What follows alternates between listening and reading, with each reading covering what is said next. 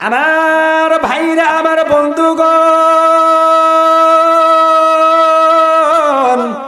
এ সিরাজগঞ্জের যুবক ভাইরা, পর্দার আড়ালের মারা, গভীর মনোযোগ দিয়ে কথাগুলো শুনবেন।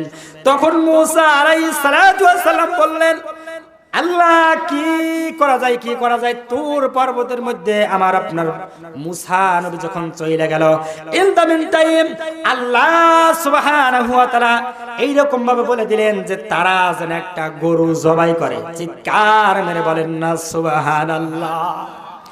তখন তারা বলতেছিল, হায় রে মূসা পয়গম্বর, কি কথা আপনি বলেন?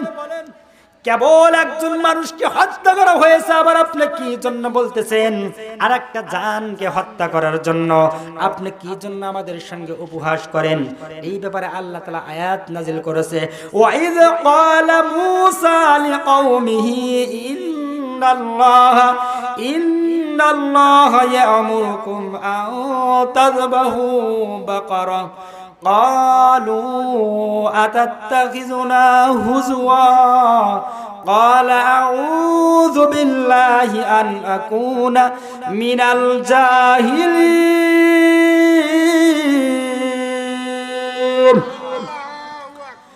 মূসা আলাইহিস সালাম যখন বললেন গরু জবাই করতে হবে, তখন তারা বিভিন্ন রকম মূসা আলাইহিস সালামের সঙ্গে ঠাট্টা বিদ্রূপ করতে শুরু করলো।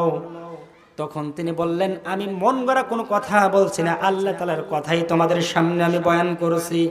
একটা গরু জবাই করতে হবে, আল্লাহ তাআলা বলেছেন, এবং আল্লাহর পয়গম্বর মূসা নবী বললেন, এই জাহেলদের কাছ থেকে আমি আল্লাহ তোমার কাছে পানা চাই। জোরে বলেন সুবহানাল্লাহ।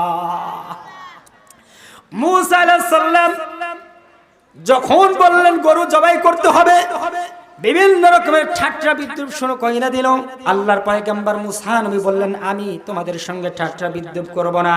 এই তামাম দুনিয়ার মধ্যে আল্লাহ সুবহানাহু ওয়া তাআলা চারজন নবীকে এইরকম ভাবে নবীদের মধ্যে মর্যাদা দান করেছেন, তার মধ্যে মূসা পয়গম্বর রয়েছেন।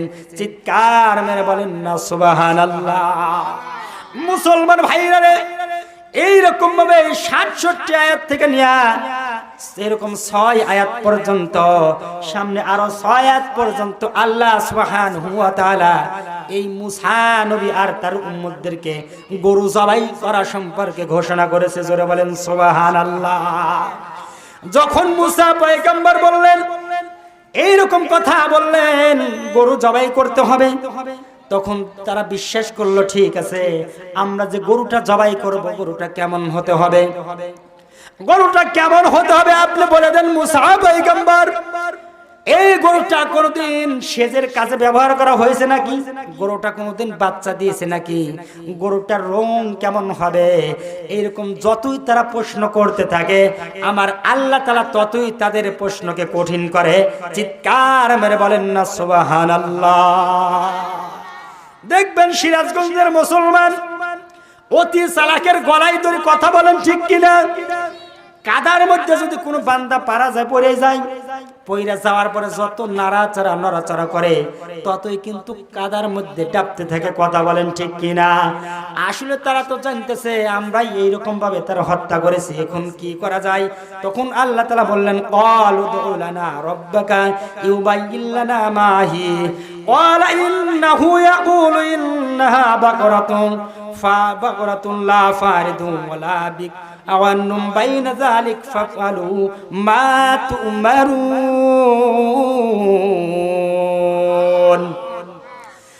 গরুটা এইরকম হতে হবে যে বলে বাচ্চা দেয়ও নাই, এবং একবারে বৃদ্ধও না, আবার একেবারে যুবকও না, মধ্যম মাঝামাঝি থাকতে হবে।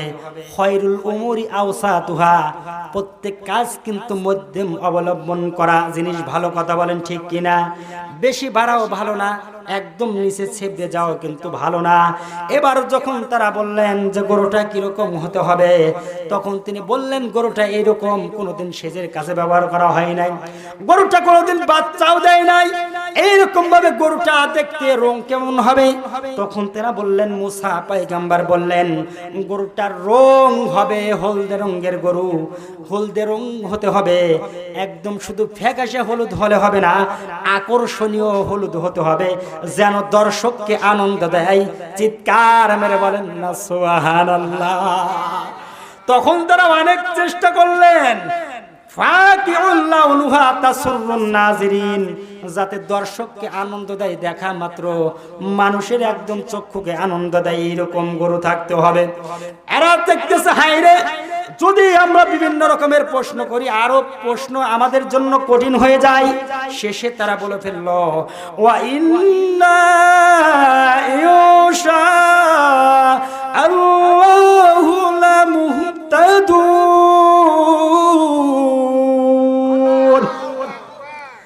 ইনশাআল্লাহ আল্লাহ যদি চায় আমরা এরকম গরু খুঁজে বের করব। তাফসীরের কিতাবের মধ্যে এসেছে বনি ইসরাইল তারা যদি ইনশাআল্লাহ বিষয়টা আল্লাহর উপর ছেড়ে না দিত, কিয়ামত পর্যন্ত এইরকম গরু কোনোদিন মিলতো না। চিৎকার মেরে বলেন না সুবহানাল্লাহ। মুসলমান ভাইরা রে, অনেক লম্বা ঘটনা সংক্ষিপ্ত করে আমি বলতেছি, সরাসরি কোরআন থেকে বলতেছি। মান ক্বালা বিহি সাদাকা, যে ব্যক্তি কোরআন থেকে কথা বলে সে সত্য কথা বলে। কথা বলেন ঠিক কি না? সেই জন্য মুসলমান ভাইরা রে, এবার যখন তারা খোঁজাখুঁজি শুরু কইরা দিল, কিন্তু এরকম গরু কোথাও পাওয়া যাচ্ছে না। এদিকে দুইটা আল্লাহর ফেরেশতা দুই মুরা উপস্থিত হয়ে গেল। এদিকে ওই মুসা আলাইহিস সালাতু ওয়াস সালামের জামানার মধ্যে একজন মানুষ, যেই মানুষটা বিদ্যুতে অবনত হইয়া যাইতেছিল, তিনি এখন মারা যাবে। মারা যাওয়ার আগ মুহূর্তে তার স্ত্রীকে বলল, পানের স্ত্রী গো, তোমার গর্ভের মধ্যে যে সন্তান আছে, এই সন্তানের জন্য কোনো কিছুই করতে পারলাম না। আমার বাড়ির পাশে একটা এইরকম ভাবে জঙ্গল রয়েছে, আমি একটা নাম বলে দিয়ে গেলাম। যখন আমাদের সন্তানাদি হবে, যখন তুমি অভাবের মধ্যে পড়ে যাবে, ওই গরুটার নাম ধরে ডাক দেওয়া মাত্র ওই গরুটা আসবে, আর অভাবের সময় তোমরা গরুটা বিক্রি করে উপকৃত হবে। চিৎকার মেরে বলেন না সুবহানাল্লাহ। এদিকে তারা গরু খোঁজাখুঁজি শুরু করে দিয়েছে, কিন্তু কোথাও গরু মেলে নাই। এদিকে একদল মানুষ বের হয়েছে, আল্লাহর পক্ষ থেকে দুইটা ফেরেশতা, মানুষরূপী ফেরেশতা পাঠাইয়ে দিয়েছে। একদল লোকের কাছে যাইতেছে, ভাই গো আসসালামু আলাইকুম, আপনারা কই যান? বলে কি বলবো, দুঃখের কথা, এইরকম ভাবে একটা গরু জবাই করার জন্য বলেছে, গরুর সন্তান আইছি। বলে এই জন্য আপনি টেনশন করতেছেন? ওই যে বাড়ির মধ্যে একটা গরু দেখেছি, যেরকম ভাবে বর্ণনা দিলেন সেই রকম ভাবে একটা গরু, যে গরুটা কোনোদিন বাচ্চাও দেয় নাই, যে গরুটা কোনোদিন সেজের কাছেও ব্যবহার করা হয় নাই, যে গরুটা একদম টকটকে হলুদ, গাঢ় হলুদ, ওই বাড়ির মধ্যে একটা গরু দেখতে পাইলাম। এবার যখন ওই বাড়ির মধ্যে সন্তানটা যখন দুনিয়ার মধ্যে এসেছে, তারপরে সন্তানের বয়স 10 বছর হয়েছে। সন্তান অনেক কষ্ট করে পিতা মাতাকে, বাবা তো মারাই গেছে, তার আম্মাজানকে খাওয়াই, তার আম্মাজান কষ্ট সহ্য করতে পারে না। এইরকম ভাবে যখন হয়ে গেছে, এই দুনিয়ার মুসলমান, একটা কথা সূক্ষ্মভাবে আপনারা জানবেন, এখানে যারাই মাহফিলে এসেছেন, আল্লাহর রাসূল বলেছেন আল জান্নাতু তাহতা আকদামিল উম্মাহাত, মায়ের পায়ের নিচে সন্তানের বেহেশত। চিৎকার মেরে বলেন সুবহানাল্লাহ। এই দুনিয়ার মুসলমান, তাম পৃথিবী যদি লক্ষ লক্ষ বার, মিলন মিলন ট্রিলিয়ন ট্রিলিয়ন যদি বিক্রি করা হয়, তারপরে জান্নাতের একটা ইটের দাম হবে না। ইটের দাম কি হবে? কিন্তু এই জান্নাতের একটা ইটের দাম হবে না। সূক্ষ্ম মাথায় কথাটা বুঝবেন। সেই জান্নাত সন্তানের জন্য তার পায়ের মায়ের নিচে রেখেছে, তাহলে মা কত বড় দামি, কথা কি আপনারা বুঝছেন? এইরকম ভাবে জান্নাতের একটা ইটের দাম যদি এই পৃথিবী কোটি কোটি বার বিক্রি করার পরেও যদি একটা ইটের মূল্য না হয়, আর সেই জান্নাত যদি মায়ের পায়ের নিচে থাকে, মাটা কত বড় দাবি আপনাদের কাছে আমার এটা প্রশ্ন থাকলো। যাই হোক, বলতেছিলাম, এদিকে বলতেছে, বাবা গো, অনেক কষ্ট করে তুমি আমাকে কামাই করে খাওয়াইছো বাবা। তোমার পিতা মারা যাওয়ার আগ দিয়ে বলেছে ওই একটা জঙ্গলের মধ্যে একটা গরু রেখে দিয়েছে, তুমি একটু এই নামটা ধরে ডাক দিবে, গরু তোমার সঙ্গে এসে হাজির হয়ে যাবে। চিৎকার মেরে বলেন না সুবহানাল্লাহ। এদিকে আল্লাহর বান্দা ডাক দিয়ে বলতেছে মাগো মা, ওই আড়ার মধ্যে বাঘ আছে, সিংহ আছে, শিয়াল আছে, ওই গরু কি রয়েছে? বলে আল্লাহু আকবারের নামে তুমি ধনিয়াটা ডাক দিবে। এবার যখন যাওয়ার পরে গরুটাকে ডাক দিয়েছে। আমরা যেরকম যারা গরু আমরা পালন করি, গরু যদি আমরা চড়ার ভিতর থেকে ছাইড়া দেই, একা একাই কিন্তু বাড়ির মধ্যে আসে। কথা বলেন ঠিক কি না? এই আল্লাহর বান্দা যখন গরুকে ডাক দিয়েছে, সঙ্গে সঙ্গে এসেছে বিসমিল্লাহ আল্লাহু আকবার বলে গরুর উপর হাত যখন মেরেছে, গরুটা একা একাই বাড়ির মধ্যে এসে হাজির হয়ে গেছে। মা খুশির ছোট অবাক হয়ে গেছে। এইদিকে ওই ফেরেশতার মানুষ ডাক দিয়ে বলতেছে ওই বাড়ির মধ্যে গরু দেখেছি। এবার যখন সন্তানটা গরু বিক্রি করার জন্য বাজারের দিকে যায়, ওই মা বলে দিছে বাবা গরুটা 3 দিরহাম তুমি বিক্রি করবে। ইন দা মিন টাইম ওই বনি ইসরাইলের লোকজন আসার পরে ডাক দা বলতেছে ও ভাতিজা, আমি তোমার কাছ থেকে গরু নিতে চাই, গরুটা আমরা 10 দিরহাম দিয়ে দিব। এদিকে ডাক দা বলতেছে আম্মা বলছে 3 দিরহাম, আমি 10 দিরহাম বিক্রি করতে পারবো না। ওই জায়গায় যদি আমার মতো আর আপনার মতো যুবক হইতো, পিতা মাতা কি বলার কোনো অভিযোগ থাকতো না। এবার বলতেছে আম্মার কাছ থেকে শুনে আসি। এবার একজন ফেরেশতা আল্লাহ তাআলা তার আম্মার নিকট পাঠাইছে, এই বান্দি, এই আল্লাহর বান্দি, শুধু গরু এমনি এমনি বিক্রি করলে হবে না, তুমি তাদেরকে একটা শর্ত দিয়ে দাও। আমার গরুটা জবাই করার পরে গরুর চামড়ার ভিতরে যতগুলো স্বর্ণ মুদ্রা থাকে, ওই পরিমাণ স্বর্ণ মুদ্রা যদি তুমি দিতে পারো, গরুটা তোমার কাছে আমরা বিক্রি করব, নাইলে গরু আমরা তোমার কাছে বিক্রি করব না। এবার যখন তারা বলেই ফেলছে, রাজি হয়ে গেল। লম্বা ঘটনা সংক্ষিপ্ত বলছি। এক পর্যায়ে যখন রাজি হয়ে যায়, রাজি হওয়ার পরে যখন তারা ওই গরুটা মুসা পয়গম্বরের নিকটে চলে গেছে, যাওয়ার পরে তিনি বললেন আল্লাহু আকবার, আল্লাহর নামে তুমি গরুটা জবাই করো।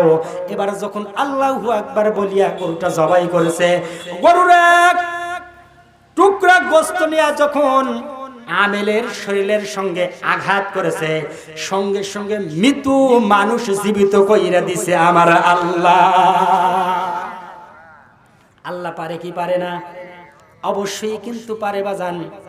এইটা যার প্রতি বিশ্বাস আছে তারই হচ্ছে ঈমানদার।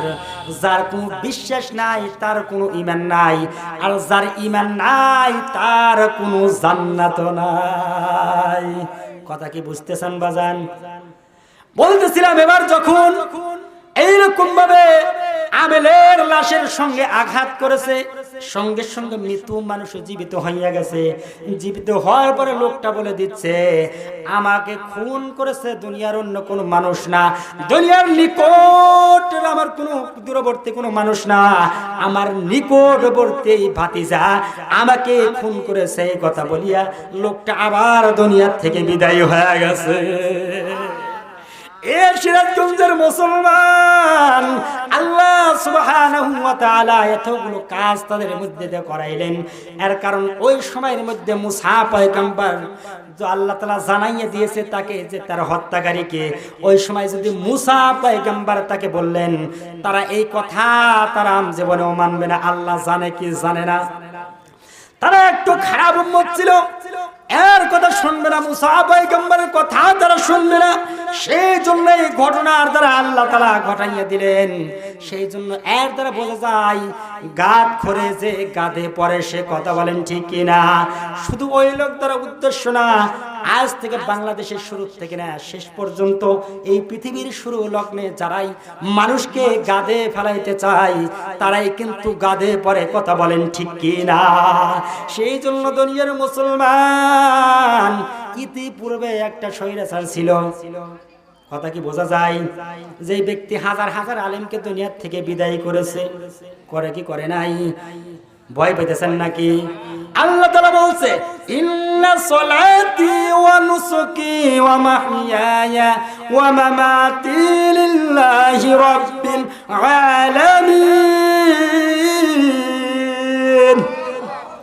আমার নামাজ, আমার কোরবানি, আমার বেঁচে থাকে, আমার মরে যাওয়া যা কিছু করব সব হতে হবে একজনের জন্য। তিনি কে?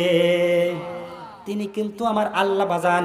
সেই জন্য আল্লাহ সুবহানাহু ওয়া তাআলা সূরা আনফালের 30 নম্বর আয়াতে কারিমার মধ্যে বলেছেন লিইসবিতুকা আও ইয়াকতুলুকা আও ইয়াখরিজুকা। হে নবী, আবু জেহেল কাজ করেছে তিনটা। জোরে বলেন কয়টা? আর জোরে জোর হলো না, জোরসে মারো। আবু জেহেল কাজ করেছে তিনটা। অন্যায়ের প্রতিবাদ করেন, আল্লাহ উমরা হজের সব দিবে। জোরে বলেন আল্লাহু আকবার। আবু জেহেল কাজ করেছে তিনটা। এক নাম্বার বলেছেন লিইসবিতুকা, নবী আপনাকে জেলে বন্দী করবে। এক নয় দুই নয়, আর আপনার পয়গম্বরকে ওই আবু জেহেল শিবে আবু তালেব নামে জেলখানায় 3.5 বছর রেখেছে। চিৎকার মেরে বলেন নাউজুবিল্লাহ। এই বাংলাদেশের দিকে তাকান যারা হক কথা বলে। এই যে মুফতি আমির হামজা ভাই, আল্লামা মামুনুল হক, কাজী ইব্রাহিম সাহেব, আরো অসংখ্য আলেম ওলামা এই জেলের মধ্যে পড়ছে কি পচে নাই? মারছে কি মারে নাই? তারা কি গরু চোর ছিল? নারী ধর্ষণ ছিল? তাদের দোষ একটাই, বাজা নেই যে আল্লাহ তাআলার কোরআন প্রচার করছে। কথা বলেন ঠিক কি না? অনেক হুজুর দেখতেছি মাথার মধ্যে টুপি, গায়ের মধ্যে জুব্বা আছে, কই আমার কোনো বিবাদ নাই। তার মানে ওই গোল আলু। কথা কন না কেন? তার মানে বৃষ্টি যেই দিক ওই ছাতি ধরে সেই দিক। এইরকম মার্কা মুসলমান হইল।